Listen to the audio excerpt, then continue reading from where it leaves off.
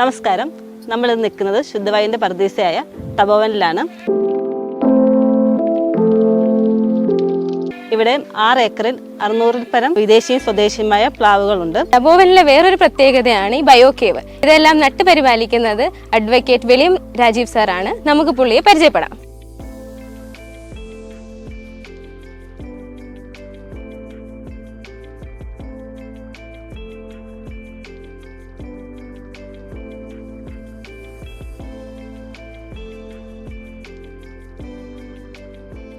ഈ മണ്ണിന്, ഈ ഭൂപ്രകൃതിക്ക്, ഈ കാലാവസ്ഥയ്ക്ക്, ഈ വേനലും വെയിലും, നമുക്ക് 2 കാലാവസ്ഥയെ ശരിക്കുള്ളൂ. മഴക്കാലമുണ്ട്, വേനൽക്കാലമുണ്ട്.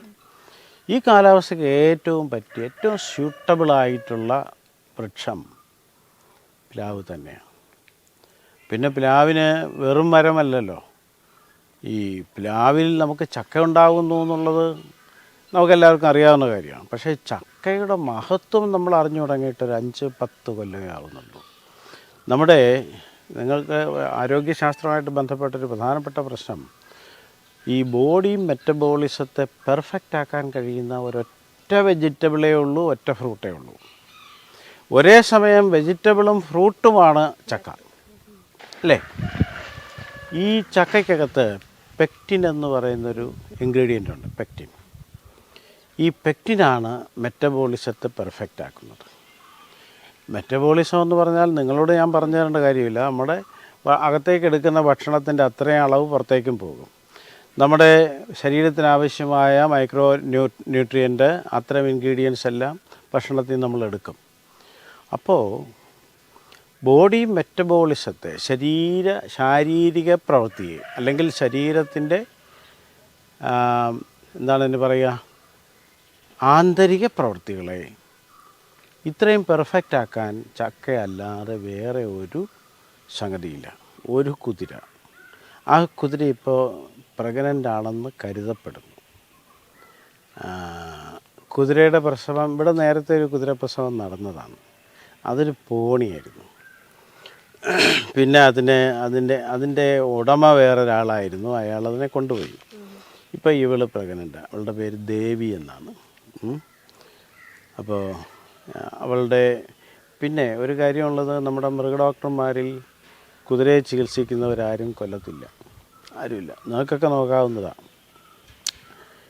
മനുഷ്യനും മൃഗവും തമ്മിൽ വലിയ വ്യത്യാസമൊന്നുമില്ലല്ലോ. അപ്പോൾ അതിന് പറ്റിയ പാഷനുള്ള ആൾ വേണം കുതിരയെ നോക്കാൻ, അതിനെ നിരീക്ഷിക്കാൻ, അതിൻ്റെ ആവശ്യം എന്താണെന്ന് അറിഞ്ഞിട്ട് അത് നിറവേറ്റി കൊടുക്കാൻ, അതിന് രോഗം വല്ലതും ഉണ്ടെങ്കിൽ അതിനെ മനസ്സിലാക്കിയിട്ട് അതിന് മെഡിസിൻ കൊടുക്കാൻ, ഇതിനൊക്കെ പാഷനുള്ള, ആപ്റ്റിറ്റ്യൂഡുള്ള ഒരാൾ വേണം.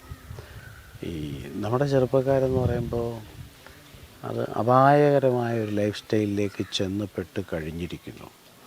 അവരെപ്പോഴും ലഹരിക്കടിമകളാണ്. അത് മദ്യമോ കഞ്ചാവോ മാത്രമല്ല, ഇപ്പോൾ രാസലഹരിയാണ്. ആഫ്രിക്കയിൽ നിന്നാണ് പല രാസലഹരിയും വരുന്നത് ആഫ്രിക്കയിൽ നിന്നാണ്. അപ്പോൾ ഇത് ഒരെണ്ണം പിടിച്ച്, അല്ലെങ്കിൽ ഇത് കുറച്ചെടുത്ത് ഇങ്ങനെ ചത്തുകുത്തിയിരിക്കുന്ന ചെറുപ്പക്കാരാണ് നമ്മുടെ നാട്ടിലെ ബഹുഭൂരിപക്ഷവും.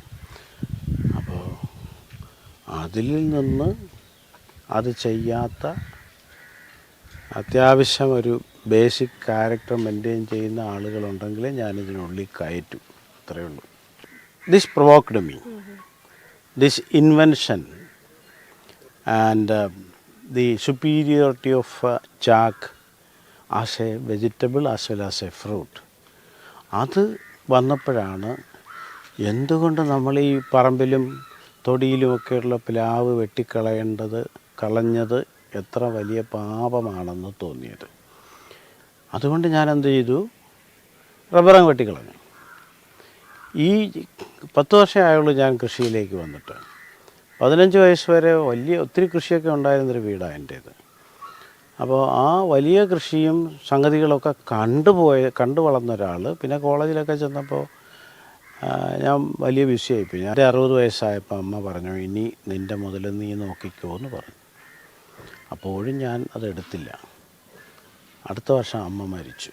അമ്മ മരിച്ച സമയത്താണ് ഞാൻ ഇത് വന്നെടുത്തതും. അമ്മയും അച്ഛനും കൂടെ നട്ടുവളർത്തിയ റബ്ബർ വെട്ടാനൊന്നും എനിക്ക് മനസ്സ് വന്നില്ല. ഉപ്പ മരിച്ച് 1 വർഷം കഴിഞ്ഞിട്ടാണ് ഇതെല്ലാം വെട്ടിക്കളഞ്ഞ് ഇതൊക്കെ ആക്കിയത്. ഇതൊക്കെ ആക്കിയപ്പോൾ ഇന്ന് ഒരുപാട് പേര് എന്നെ പിന്തുടരുന്നുണ്ട്. അന്ന് ഞാനാണിതിൻ്റെ വാൻഗോഡ്. I piloted this mission. അത് ഇത്തിക്കരയാറിൻ്റെ ഒരു കൈവഴിയാണ്. അവിടെ ഞാൻ 1 ഏക്കറിൽ 100 മാങ്കോസ്റ്റീൻ വെച്ചു. മാങ്കോസ്റ്റീൻ വെക്കണമെങ്കിൽ ഈ മാങ്കോസ്റ്റീൻ തൈകൾക്ക് നല്ല ഷേഡ് വേണം, അല്ലെങ്കിൽ കത്തിക്കരിഞ്ഞു പോകും. അതിനൊരു 1500 മൂട് ഏത്തവാഴയും വെച്ചു. അപ്പോൾ കൊല്ലം ജില്ലയിലെ ആദ്യത്തെ മാങ്കോസ്റ്റീൻ തോട്ടം 1 ഏക്കറേ ഉള്ളെങ്കിലും അവിടെ ഉണ്ട്.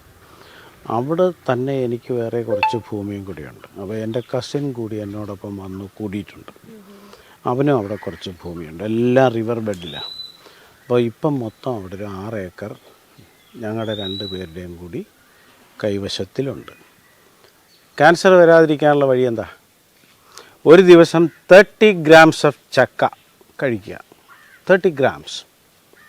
അതെങ്ങനെ കഴിക്കാൻ പറ്റും? ഇതൊരു സീസണൽ ഫ്രൂട്ടാണ്.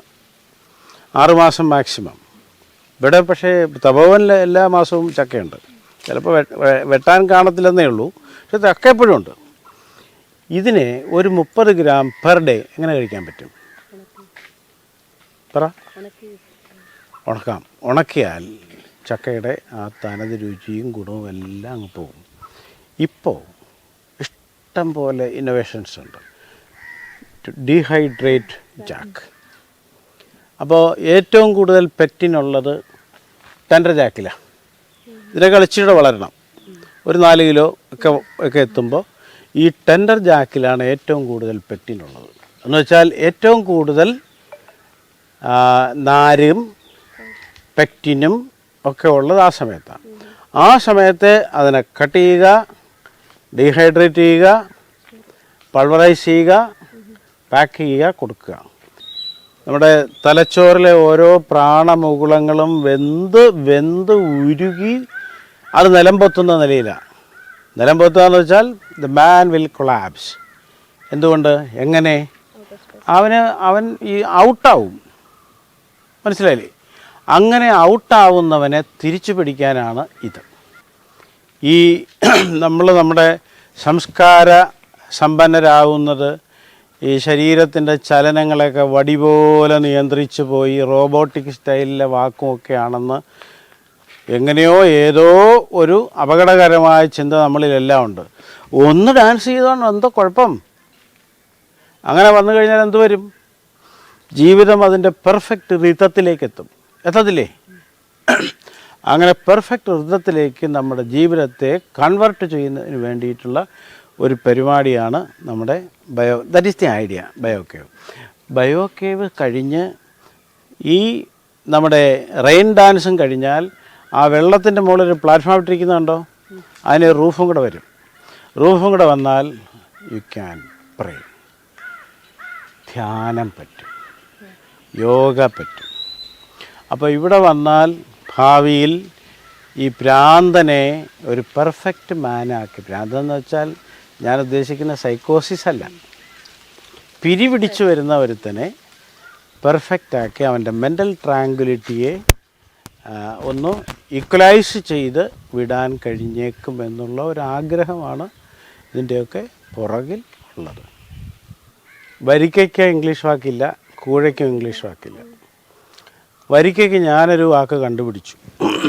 അതിപ്പോൾ സാമാന്യം എല്ലായിടത്തും ഉപയോഗിക്കുന്നുണ്ട്. വരിക്ക ചക്കപ്പഴത്തിന് ഞാനിട്ട വാക്ക് ക്രിസ്പി ജാക്ക് എന്ന് പറഞ്ഞാൽ വെള്ളത്തിൻ്റെ അംശം കൂടിയാൽ അവൻ കൂഴയായി, വെള്ളത്തിൻ്റെ അംശം കുറഞ്ഞാൽ വരിക്കയായി. അപ്പോൾ ക്രിസ്പി ജാക്ക് എന്ന് ഞാൻ ഉപയോഗിക്കുകയും നമ്മുടെ ഹിന്ദുവിൻ്റെ കൊല്ലത്തെ കറസ്പോണ്ടൻ്റ് ഉണ്ട്, അവൾ ഈ പ്രകൃതിയുമായിട്ട് ഒരുപാട് അറ്റാച്ച്ഡാണ്. കുറേ ആർട്ടിക്കിളുമൊക്കെ പ്രകൃതിയെ ബന്ധിപ്പിച്ചുകൊണ്ട് അവൾ ചെയ്തിട്ടുണ്ട്. She's my relative and once came here and I asked what is the English term for വരിക്കച്ചക്ക.